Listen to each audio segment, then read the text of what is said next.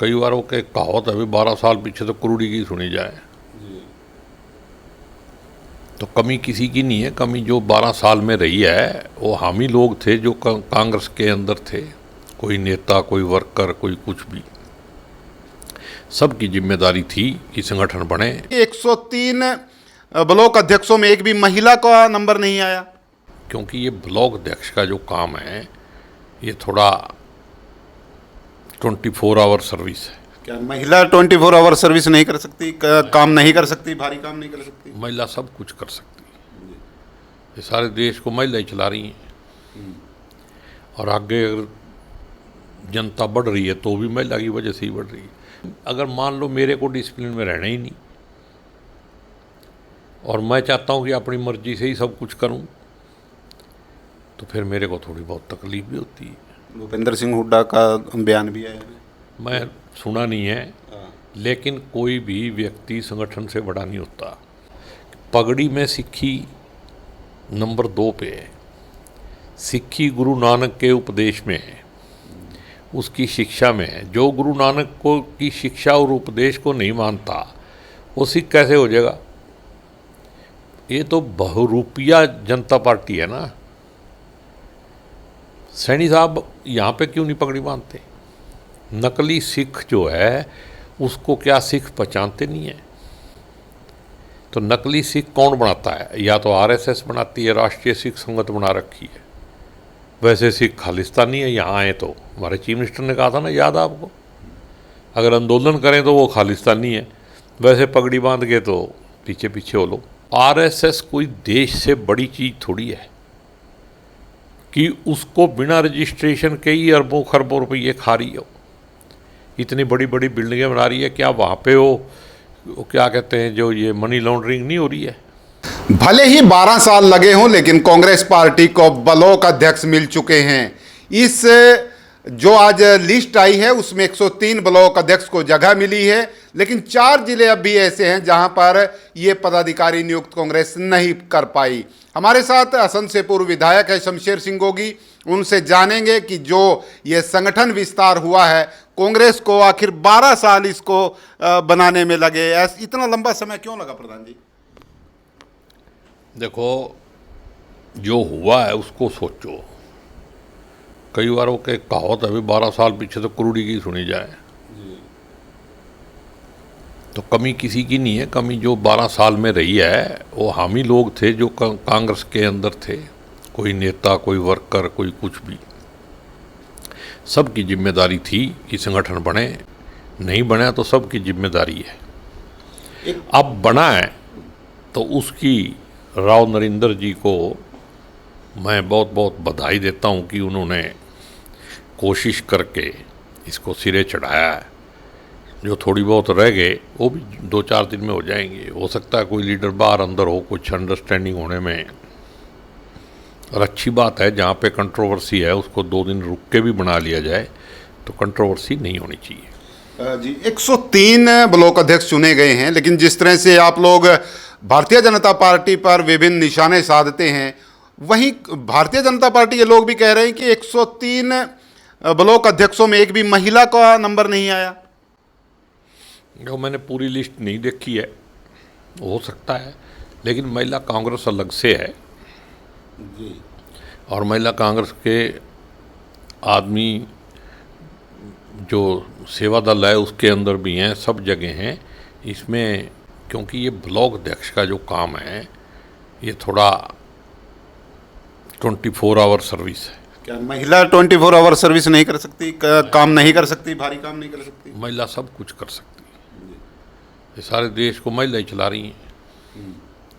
और आगे अगर जनता बढ़ रही है तो भी महिला की वजह से ही बढ़ रही है। मैं उसकी क्षमता पे सवाल नहीं कर रहा, लेकिन पार्टी ने कुछ सोच के ही फैसला किया होगा। मैं उस पर भी अभी, जब तक मेरी बात ना हो जाए, डिस्कस ना हो जाए, नहीं बनाया तो नेताओं को इसके बारे में विचार करना चाहिए। अब लगता है आपको कांग्रेस पार्टी को अब संगठन जो है वो ब्लॉक लेवल पर भी मिल चुका है, लेकिन भारतीय जनता पार्टी पन्ना प्रमुख तक है। चलो ब्लॉक लेवल तक तो आप भी आए हैं, अभी आपको क्या लगता है कि मजबूती के साथ कांग्रेस पार्टी अब लोगों की आवाज़ उठा पाएगी?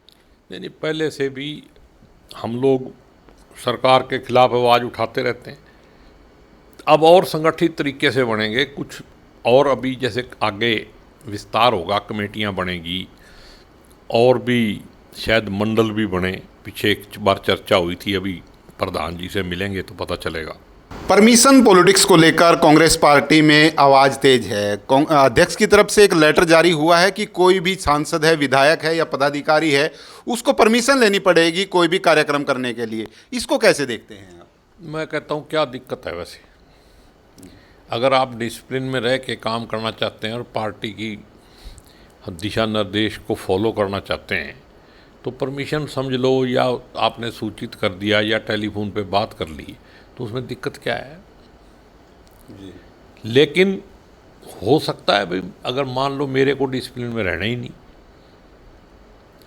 और मैं चाहता हूँ कि अपनी मर्जी से ही सब कुछ करूँ, तो फिर मेरे को थोड़ी बहुत तकलीफ भी होती है। भूपेंद्र सिंह हुड्डा का बयान भी है, मैं सुना नहीं है, लेकिन कोई भी व्यक्ति संगठन से बड़ा नहीं होता और किसी को सोचना भी नहीं चाहिए।